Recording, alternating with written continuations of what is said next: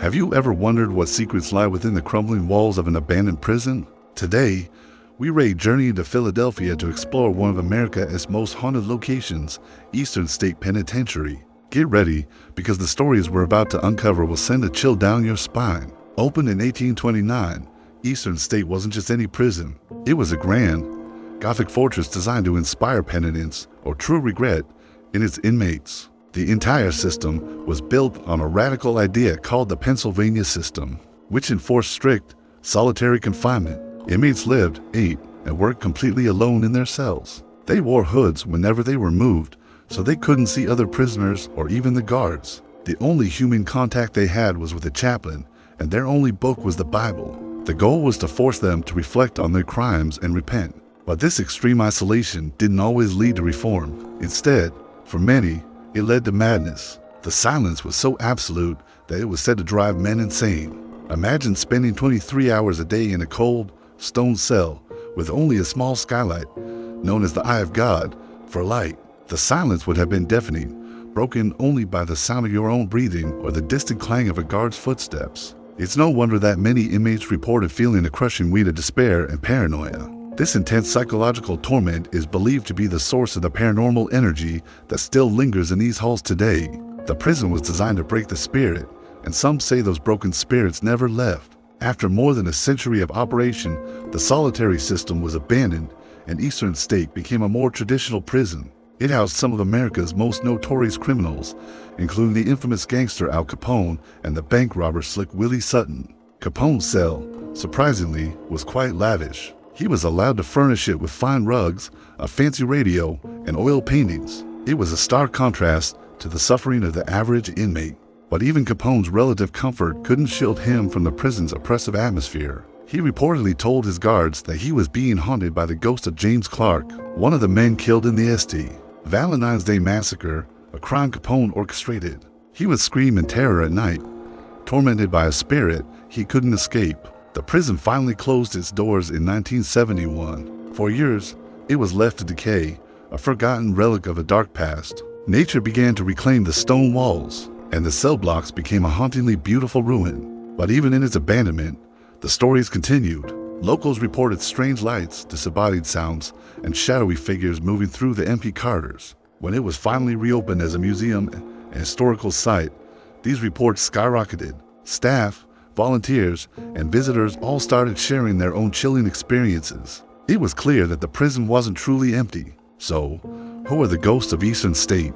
The reports are incredibly varied. One of the most active areas is Cell Block 12. Visitors and paranormal investigators often hear disembodied cackling and shadowy figures darting down the corridor. Some people feel like they're being watched or even touched by an unseen force. This is believed to be the residual energy of the immense suffering that took place here, echoing through time. Then there's Cell Block 4. This is where many people claim to see shadowy figures that seem to peek out from the cells, and then quickly retreat, as if they don't want to be seen. Faces have been seen in the small, square openings of the cell doors. One of the most famous photographs from Eastern State was taken here, showing what appears to be a twisted, ghostly figure climbing towards the ceiling. Could this be a tormented soul, forever trying to escape its stone prison? The guard tower is another hotspot. It looms over the entire complex, a silent sentinel. From here, guards once watched over the inmates. Today, people standing in the courtyard below often report seeing a lone,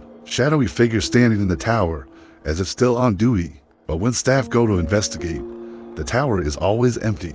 It's a chilling reminder that the prison's history is always watching. Perhaps one of the most unsettling stories is that of the locksmith. During renovations in the 1990s, a locksmith was working to remove a century-old lock from a cell door in Cell Block 4. As he struggled with the rusty mechanism, he said he suddenly felt an immense, overwhelming force. He described it as a wave of negative energy, so powerful that it felt like he was being held down by multiple people. He saw visions of tormented faces and heard whispers swirling around him. He was a practical, down-to-earth man, not one to believe in ghosts. But the experience left him so shaken that he couldn't continue working. He claimed that the spirits in that cell block were powerful and did not want to be disturbed. Many television shows, including popular paranormal investigation series, have filmed inside Eastern State, and they almost always capture something inexplicable. EVPs, or electronic voice phenomena are incredibly common. Recordings have captured disembodied whispers saying things like "get out,"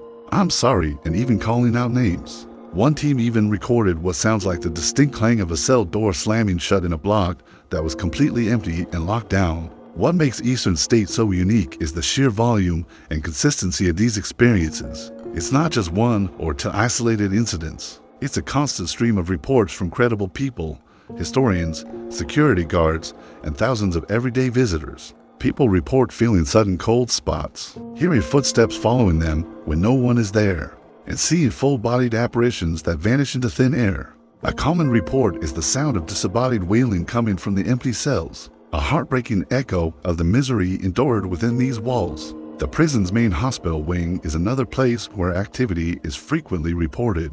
Given the primitive medical practices of the 19th and early 20th centuries, it was a place of immense pain and loss. Visitors have reported feeling a sense of deep sorrow and have heard phantom screams and moans. The old operating room, with its skylight and antique surgical equipment, is particularly eerie.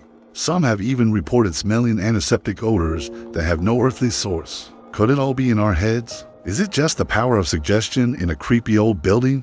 It's certainly possible. The Gothic architecture, the decaying cells, the knowledge of the suffering that occurred here, it all creates the perfect atmosphere for our minds to play tricks on us. But with so many similar experiences reported by so many different people over so many years, it becomes harder and harder to dismiss it all as mere imagination. The energy at Eastern State is palpable.